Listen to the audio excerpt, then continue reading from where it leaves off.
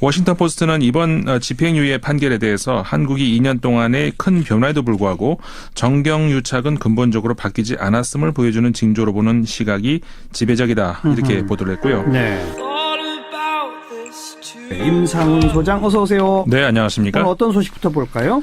네, 삼성전자의 이재용 부회장의 석방 소식에 많은 외신들의 반응이 쏟아졌습니다. 네. 일단 영미권 언론들의 보도가 주로 많았고요. 사실관계를 전하는 보도들이 일단은 줄을 이뤘습니다. 바로 어제 있었던 일이니까. 그렇죠. 예. 며칠 지나면 이제 뭐 분석 기사라든가 또 유럽의 다른 언론들도 보도가 나올 것 같은데. 예. 일단 미국의 월스트리트 저널이 어제 날짜 기사에서 이번 이재용 부회장의 석방은 한국의 개혁이 난항을 겪고 있음을 보여준다. 이렇게 말하면서 겉으로는 단호한 듯한 보이다가 곧바로 봐주는 태도로 바뀌는 그런 악순환이 또 반복됐다. 이렇게 보도를 했습니다. 예. 워싱턴 포스트는 이번 집행유예 판결에 대해서 한국이 2년 동안의 큰 변화에도 불구하고 정경유착은 근본적으로 바뀌지 않았음을 보여주는 징조로 보는 시각이 지배적이다. 이렇게 보도를 했고요. 네. 영국의 파이낸셜 타임스는 한국 내부의 반응을 전하고 있는데요. 이번 판결은 한국 정부의 대기업 개혁에 반하는 것이라는 비판이 있다. 사법부가 과거로 회귀하고 있다는 비판이 있다. 이런 반응들을 전했습니다. 예. 그리고 영국의 BBC는 이번 판결을 삼성의 후손 이재용을 위한 행운의 극적 전환이다. 이렇게 표현을 하면서 네.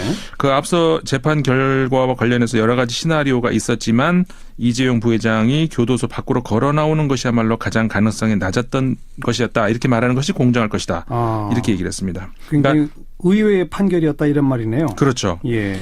그리고 일본의 아사히 신문 역시 관련 사실을 전하면서 이번 판결에 대해서 한국의 한 검찰 출신의 변호사와 인터뷰를 했는데요. 이렇게 말을 했습니다. 삼성의 영향력이 작용을 했다. 이렇게 하면서 대법원에서도 거의 같은 판결이 될 것이다. 이렇게 또 예상을 하는 그런 걸 전하기도 했습니다. 바로 어제 있었던 일이라 주로 사실관계 보도입니다만 일단 논조에 있어서는 좀 비판적이고 부정적인 논조가 많군요. 그렇죠. 네. 또 어떤 소식 살펴볼까요? 제가 하나 인용해 드리겠습니다. 누구나 희망을 할 수 있고 누구나 희망에 동의하고 나눌 수는 있지만 지금은 희망을 접고 논리를 따라야 할 순간이다. 이게 그 빅터 차 교수가 조지타운대 교수가 지난달 31일 워싱턴 포스트지에 실은 기고문의 일부분입니다. 그 주한 미국 대사 철회된 그 네. 빅터 차 교수. 그렇습니다. 예. 이게 무슨 의미일지 이제 이해를 조금 이따 하시게 될 텐데 지난주 큰 이슈가 됐었죠. 주한 미국 대사 지명 철회 해프닝. 이거를 어쨌든 우리에게도 이제 안보 문제에 있어서 중요한 문제와 연결이 되니까 정리를 해보면 어떨까 싶습니다. 네. 사실 전례를 찾아보기도 어려운 일이기도 하고요. 다른 나라에서도 마찬가지죠. 예. 그래서 이제 짚고 넘어갈 필요가 있는데 다만 아직 사실관계가 모두 드러나는 것은 아니기 때문에 뭐 여러 주장들이 있지 않습니까? 예. 뭐 가장 많이 회자됐던 것이 물론 이제 미국 권력 핵심부와 이견이 있었다. 이런 이견설에다가 또 뭐 일부에서는 한일 FTA 재협상을 생각하고 있는 미국 입장에서 한미 FTA. 네. 근데 이런 미국 입장에서 좀 말할 수 없는 어떤 이유가 있었다. 뭐 이런 설도 있었고요. 네. 미국에서 역시 나오는 설이었는데 그리고 또 미 권력 핵심부 안에서 빅터 차 교수를 미는 쪽과 밀어내려는 쪽 사이에서의 권력 암투가 있었다. 뭐 이런 이야기도 나왔고 뭐 여러 가지 설들이 있었습니다. 근데 여기서는 그래서 미국 언론에 보도된 사실관계만 놓고 지금까지 상황을 좀 정리를 해볼까 하는데요. 그럽시다. 예. 빅터 차 조지타운대 교수이자 미국 CSIS 그러니까는 전략국제문제연구소 한국 석좌죠. 주한미국 대사로 내장이 되면서 한국 정부의 아그레망 그러니까는 승인을 요청한 것이 지난해 12월 초였습니다. 예. 그 이후에 우리 정부는 아그레망 승인을 다시 통보를 해서 미국으로 보냈고요. 예. 근데 한 달이 넘게 진전 상황이 없다가 지난달 말 미국 정부가 빅터 차 교수의 지명을 철회했다는 그런 보도가 나오기 시작을 했습니다. 그래요. 워싱턴 포스트를 비롯해서 영미권의 몇 언론들이 미국 권력 핵심부와 빅터 차 교수 간의 대북 전략에서 이견을 보인 것이 낙마의 원인이다. 이런 보도가 바로 이제 나온 게 그 시점이었는데요. 예. 이제 크게 이슈가 되니까 미국 정부 국무부가 이제 나섰습니다. 빅터 차 교수를 지명 결정한 적이 없기 때문에 철회라는 말은 맞지 않는다. 이렇게 입장을 내놨고요. 네. 미국의 대북 전략은 달라진 것이 없다. 이렇게 공식 입장을 내놨었죠. 그런데 지명한 적도 없다면서 왜 아그레망 요청을 하느냐 말이죠. 네. 어쨌든 여기까지는 다 지금 보도가 된 거예요. 예. 그리고요. 또 어떤 뭐가 있습니까? 그래서 이제 그 뒤로 그러면 어떻게 이제 전개가 됐는가 이거를 이제 봤는데요. 네. 미국 언론이 그 이후에도 계속해서 빅터 차 교수의 낙마, 그다음에 미국의 대북 전략과의 어떤 관계를 연결시키는 미국 정부는 관계가 없다고 하지만 예. 그게 관계가 있다는 그런 보도를 계속 내놓고 있는데요. 예. 일단 언론을 통해서 빅터 차 교수의 낙마 사실이 전해진 직후에 빅터 차 교수가 바로 기다렸다는 듯이 직접 그 워싱턴 포스트지의 1월 31일자 신문에 자신의 입장을 정리해서 기고문을 발표를 했는데요. 아까 인용하신 게 그 한 대목이죠. 그렇습니다. 예. 빅터 차 교수는 이 기고문에서 북한의 위협을 저지할 수 있는 방법은 트럼프 행정부의 일부 관계자가 주장하듯이 예방적 타격은 아니다. 이렇게 주장을 하면서 네. 그렇게 될 경우에 한반도에 있는 미국인 23만 명, 일본에 있는 미국인 9만 명이 9만 명을 탈출시키는 것은 불가능하다. 그렇게 되면 피츠버그나 신시나티 정도의 규모의 인구에 해당하는 미국인을 위협에 빠뜨리게 될 것이다. 이렇게 기고문에서 경고를 했습니다. 그러니까 그 기고문의 내용을 근거로 미국 백악관이 원하는 코피 전략에 반대했기 때문이다. 이런 얘기들이 나온 거잖아요. 네, 그렇죠. 그 빅터 차 교수의 핵심 논지를 조금 더 정리해 보시겠어요? 그러니까 흔히 그 빅터 차 교수를 일컬어서 매파적인 관여 정책론자다 이렇게 부르지 않습니까? 강경파죠. 네. 예. 그러니까는 이 관여라는 말에서 흔히 혼동이 있는데, 이거 과거 클린턴 정부 말기 시절에 그 관여 정책이 북한에 대해서 이제 대화의 가능성을 계속 타진하면서 열린 자세로 견제했던 것이었다면은 네. 이제 이 뭐 공화당식이라고 할까요? 매파의 관여 정책은 북한에 대해서 군사적인 우위 입장에서 오판을 하지 못하도록 압박을 가한다. 뭐 이런 건데. 예. 그러니까 여기서 군사적 행동과 관련해서 이제 빅터 차 교수는 무력은 북한이 선제 공격을 감행할 경우에 대응하기 위한 목적으로 해야지 미국이 먼저 선제 타격 또는 예방 타격을 할 경우에는 핵전쟁을 초래할 수 있다. 이런 입장인 겁니다. 예, 예. 그래서 이제 미국은 그 빅터 차 교수의 주장입니다. 유엔 회원국들, 특히 동맹국들과 연대를 강화해야 된다. 그 연대 차원의 군사 옵션을 준비해야 된다. 이런 것이 이제 그 현재의 미국 핵심부와 이제 차이점이라고 할 수가 있는데 예. 저는 그 여기서요. 그 빅터 차 교수가 과거에 비해서 조금 노선이 수정된 것이 아닌가 이런 생각을 하게 됐거든요. 왜 그렇죠? 그러니까는 차 교수의 그 기고문을 꼼꼼하게 읽어보면은 아마도 과거에 그러니까 재래식 무기 당시 북한과 핵무기 사용을 이 가능해진 그 북한 사이에서의 어떤 그 차이점, 그러니까 대응이 같을 수는 없다. 그렇죠. 이런 생각을 그렇죠. 한 것이 아닌가. 그러면서 약간 수정이 된 것이 아닌가. 예. 이런 생각을 하게 되는데 앞에서 그 기고문 한 그 부분을 인용을 해드렸습니다마는 빅터 차 교수는 군사적 타격은 북한 정권에 충격을 줘서 지난 수년간 아무 행동을 하지 않았던 미국의 진정한 힘을 깨닫게 하고 북한을 비핵화 협상 테이블로 불러낼 것이라는 희망적인 시각이 있다. 예. 말이 굉장히 멋있지 않습니까? 예. 그러니까 차 교수 본인도 여기에 공감을 한다는 겁니다. 그러니까 선제적 군사 타격이 효과가 있다면 나도 동의할 수 있다. 네. 그런데 그 효과가 지금 의심스럽다 이런 말이에요? 그렇죠. 그러니까는 거기서 바로 이어지는 말이 아까 전해드린 그 인용문이었는데요. 그러니까 누구나 희망은 할 수 있고 누구나 희망에 동의할 수 있고 나눌 수는 있지만 지금은 희망을 접고 논리를 따라야 할 순간이다. 그런 선제 타격 주장은 희망일 뿐이다. 그렇죠. 지금 그 희망은 나도 동의하지만 그렇죠. 그거 안 되니까 이제는 논리를 따라라. 그러니까 아까 말씀드린 알겠습니다. 것처럼 예. 미국의 진정한 힘을 깨닫고 말은 멋있지 않습니까? 나도 그러고 싶다. 하지만 지금은 그렇게 할 때가 아니라는 건데 그러니까 예. 말하자면 미국 안보 분야의 핵심 분야에 있는 사람들이 이 차가운 논리적인 사고를 하는 대신에 기분 좋은 희망에 젖어서 정책을 추진하고 있다. 이런 예. 비판이라는 것이죠. 예, 예. 그래서 그 빅터 차 교수는 이 기고문에서 미국 일각에서는 여기보다 저기서 그러니까는 미국보다는 한반도에서 사람들이 죽는 게 낫기 때문에 선제 타격 또는 예비 타격식의 어떤 리스크는 감수할 수도 있다. 이런 입장이라고 지적을 하고 있거든요. 예. 뭐 이런 입장은 빅터 차 교수의 주장이 아니더라도 지난해 백악관 그다음에 공화당 일각에서 종종 주장해왔던 그렇죠. 그런 거 아니겠습니까? 예. 그러니까 그래서 우리를 분노하게 했던 거 아닙니까? 그렇습니다. 예. 그러니까는 한반도 위기 정책을 위기 대책을 컴퓨터 전략 게임 정도로 생각하는 사람들이 혹시라도 있다면 예. 그거를 과연 우리가 동맹국의 입장이라고 이해를 해줘야 될 사안이냐? 예. 컴퓨터 마우스를 뺏어야죠. 그런데 아무튼 이런 논란이 있고 나서 미국 정부는 우리는 뭐 선제 타격, 코피 전략 이런 거 없다. 네. 그냥 최대한 압박 캠페인이 우리 전략이다라고 공식 입장을 밝히고는 있죠. 그랬죠.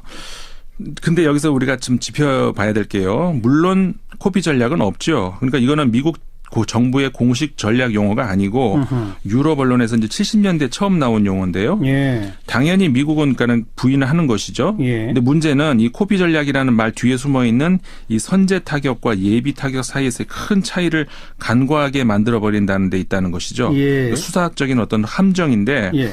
이 기고문 이후에도 미국 언론은 계속해서 미국의 그 선제 타격 가능성을 이야기를 하면서 군사 행동 옵션을 경계를 하고 있다는 겁니다. 그러니까 공식적으로는 부인하면서도 검토는 하고 있다. 네, 그렇죠.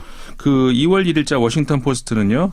미국 정부가 더 큰 충돌로 격화되지 않길 기대를 하면서 제한적 타격 구상을 제시하고 있다고 말하고 있고요. 네. 역시 같은 신문 같은 날짜 다른 기사에서 백악관이 북한에 대한 타격을 진지하게 고려하고 있다는 우려를 악화시켰다. 이런 보도가 나왔었습니다. 예, 예.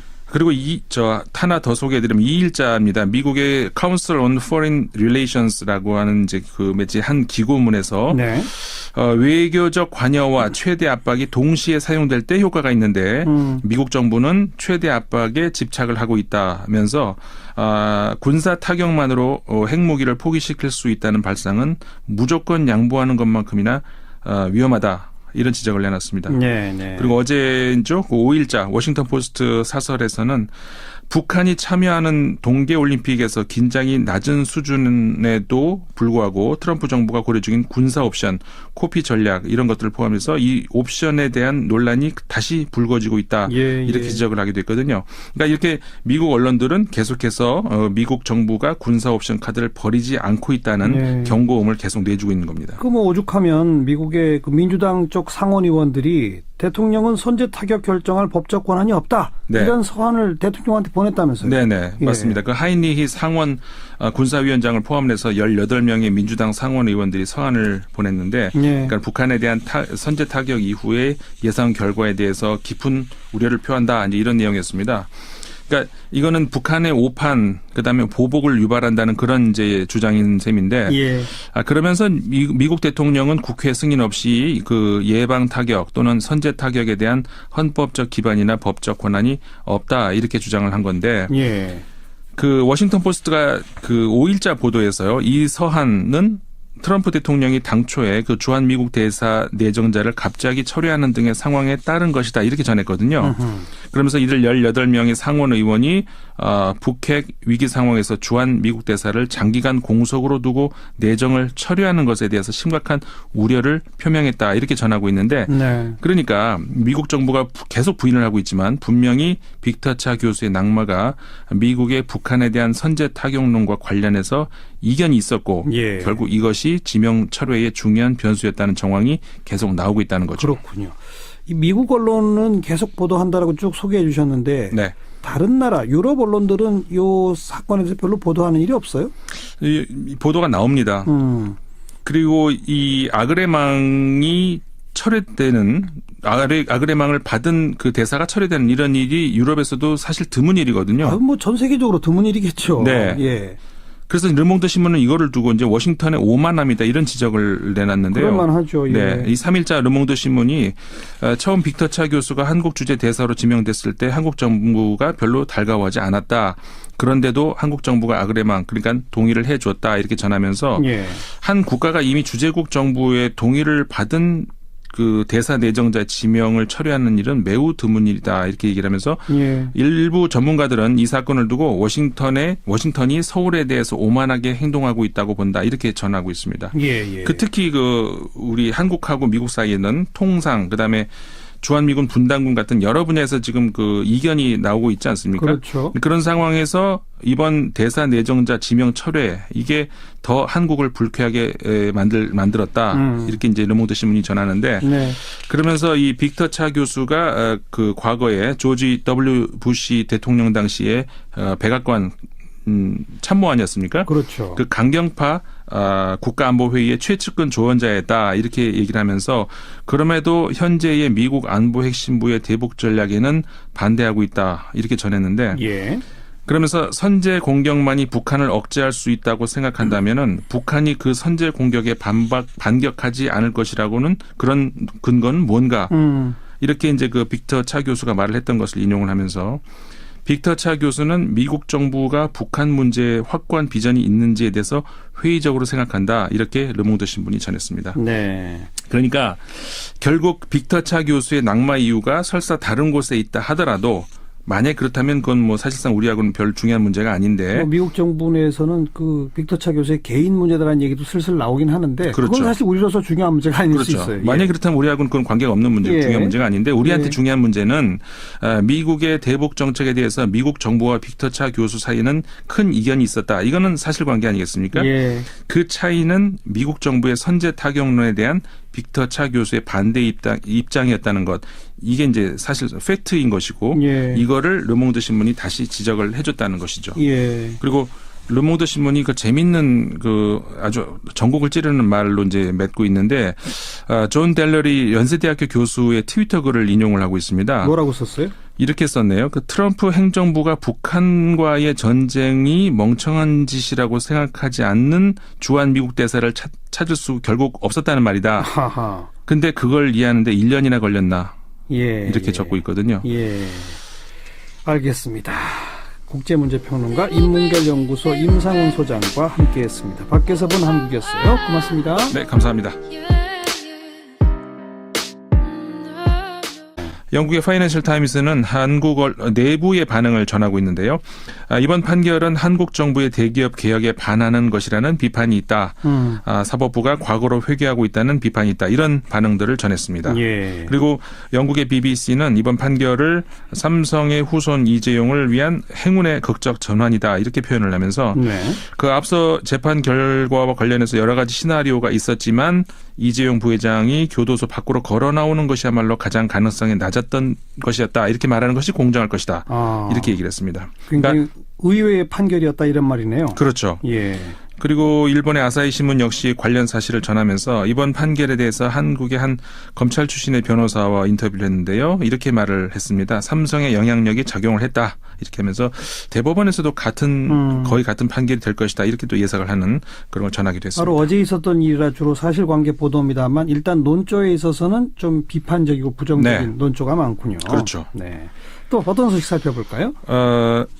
제가 하나 인용해드리겠습니다. 누구나 희망을 할 수 있고 누구나 희망에 동의하고 나눌 수는 있지만 지금은 워싱턴 포스트는 이번 집행유예 판결에 대해서 한국이 2년 동안의 큰 변화에도 불구하고 정경유착은 근본적으로 바뀌지 않았음을 보여주는 징조로 보는 시각이 지배적이다. 이렇게 보도를 했고요. 네. 임상훈 소장 어서 오세요. 네, 안녕하십니까? 오늘 어떤 소식부터 볼까요? 네, 삼성전자의 이재용 부회장의 석방 소식에 많은 외신들의 반응이 쏟아졌습니다. 네. 일단 영미권 언론들의 보도가 주로 많았고요. 사실관계를 전하는 보도들이 일단은 줄을 이뤘습니다. 바로 어제 있었던 일이니까. 그렇죠. 예. 며칠 지나면 이제 뭐 분석 기사라든가 또 유럽의 다른 언론들도 보도가 나올 것 같은데 예. 일단 미국의 월스트리트 저널이 어제 날짜 기사에서 이번 이재용 부회장의 석방은 한국의 개혁이 난항을 겪고 있음을 보여준다. 이렇게 말하면서 겉으로는 단호한 듯한 보이다가 곧바로 봐주는 태도로 바뀌는 그런 악순환이 또 반복됐다. 이렇게 보도를 했습니다. 예. 워싱턴 포스트는 이번 집행유예 판결에 대해서 한국이 2년 동안의 큰 변화에도 불구하고 정경유착은 근본적으로 바뀌지 않았음을 보여주는 징조로 보는 시각이 지배적이다. 이렇게 보도를 했고요. 네. 희망을 접고 논리를 따라야 할 순간이다. 이게 그 빅터 차 교수가 조지타운 교수가 지난달 31일 워싱턴 포스트지에 실은 기고문의 일부분입니다. 그 주한 미국 대사 이렇게 철회된 그 네. 빅터 차 교수. 그렇습니다. 예. 이게 무슨 의미일지 이제 이해를 조금 이따 하시게 될 텐데 예. 지난주 큰 이슈가 됐었죠. 주한 미국 대사 지명 철회 해프닝. 이거를 어쨌든 우리에게도 이제 안보 문제에 있어서 중요한 문제와 연결이 되니까 정리를 해보면 어떨까 싶습니다. 네. 사실 전례를 찾아보기도 어려운 일이기도 하고요. 다른 나라에서도 마찬가지죠. 예. 이제 짚고 넘어갈 필요가 있는데 다만 아직 사실관계가 모두 드러나는 것은 아니기 때문에 뭐 여러 주장들이 있지 않습니까? 예. 뭐 가장 많이 회자됐던 것이 물론 이제 미국 권력 핵심부와 이견이 있었다. 이런 이견설에다가 또 뭐 일부에서는 한일 FTA 재협상을 생각하고 있는 미국 입장에서 한미 FTA. 예, 네. 예. 근데 이런 미국 입장에서 좀 말할 수 없는 어떤 이유가 있었다. 뭐 이런 설도 있었고요. 네. 미국에서 역시 나온 설이었는데 그리고 또 미 권력 핵심부 안에서 빅터 차 교수를 미는 쪽과 밀어내려는 쪽 사이. 왜 아그레망 요청을 하느냐 말이죠. 네. 근데 어쨌든 여기까지는 다 지금 보도가 된 거예요. 예, 예. 그리고요. 또 어떤 뭐가 있습니까? 그래서 이제 그 뒤로 그러면 어떻게 이제 전개가 됐는가 이거를 이제 봤는데요. 네. 미국 언론이 그 이후에도 계속해서 빅터 차 교수의 낙마, 그다음에 미국의 대북 전략과의 어떤 관계를 연결시키는 미국 정부는 관계가 없다고 하지만 예. 그게 관계가 있다는 그런 보도를 계속 내놓고 있는데요. 예. 일단 언론을 통해서 빅터 차 교수의 낙마 사실이 전해진 직후에 빅터 차 교수가 바로 기다렸다는 듯이 직접 그 워싱턴 포스트지의 1월 31일자 신문에 자신의 입장을 정리해서 기고문을 발표를 했는데요. 아까 인용하신 게 그 한 대목이죠. 그렇습니다. 예. 빅터 차 교수는 이 기고문에서 북한의 위협을 저지할 수 있는 방법은 트럼프 행정부의 일부 관계자가 주장하듯이 예방적 타격은 아니다 이렇게 주장을 하면서 네. 그렇게 될 경우에 한반도에 있는 미국인 23만 명, 일본에 있는 미국인 9만 명이 9만 명을 탈출시키는 것은 불가능하다. 그렇게 되면은 피츠버그나 신시나티 정도의 규모의 인구에 해당하는 미국인을 위협에 빠뜨리게 될 것이다. 이렇게 기고문에서 경고를 했습니다. 그러니까 그 기고문의 내용을 근거로 미국 백악관이 원하는 코피 에서의 권력 암투가 있었다. 뭐 이런 이야기도 나왔고 뭐 여러 가지 설들이 있었습니다. 근데 여기서는 그래서 미국 언론에 보도된 사실관계만 놓고 지금까지 상황을 좀 정리를 해볼까 하는데요. 그럽시다. 예. 빅터 차 조지타운대 교수이자 미국 CSIS 그러니까는 전략국제문제연구소 한국 석좌죠. 주한미국 대사로 내장이 되면서 한국 정부의 아그레망 그러니까는 승인을 요청한 것이 지난해 12월 초였습니다. 예. 그 이후에 우리 정부는 아그레망 승인을 다시 통보를 해서 미국으로 보냈고요. 예. 그런데 한 달이 넘게 진전 상황이 없다가 지난달 말 미국 정부가 빅터 차 교수의 지명을 철회했다는 그런 보도가 나오기 시작을 했습니다. 그래요. 워싱턴 포스트를 비롯해서 영미권의 몇 언론들이 미국 권력 핵심부와 빅터 차 교수 간의 대북 전략에서 이견을 보인 것이 낙마의 원인이다. 이런 보도가 바로 이제 나온 게 그 시점이었는데요. 예, 예. 이제 크게 이슈가 되니까 미국 정부 국무부가 이제 나섰습니다. 빅터 차 교수를 지명 결정한 적이 없기 때문에 철회라는 말은 맞지 않는다. 이렇게 입장을 내놨고요. 네. 미국의 대북 전략은 달라진 것이 없다. 이렇게 공식 입장을 내놨었죠. 그런데 지명한 적도 없다면서